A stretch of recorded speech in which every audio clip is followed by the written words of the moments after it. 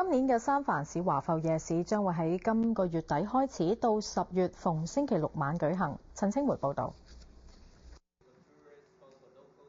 今年由西岸聯合醫護人員工會喺花園角舉辦嘅華埠夜市，將由7月31號開始舉行到10月9號。除咗9月25號停辦一次之外，每個星期六傍晚6點至晚上11點，花園角呢度將出現同中國傳統文化有關嘅攤位。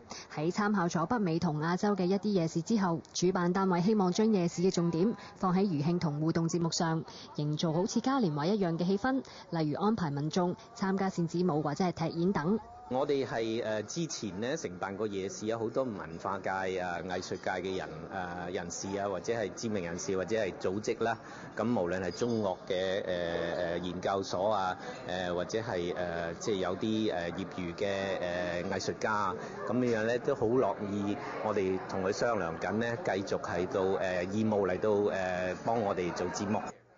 主辦單位將同旅遊局合作推廣夜市，並通過社交網站宣傳，預料能夠吸引5000到1萬人出席。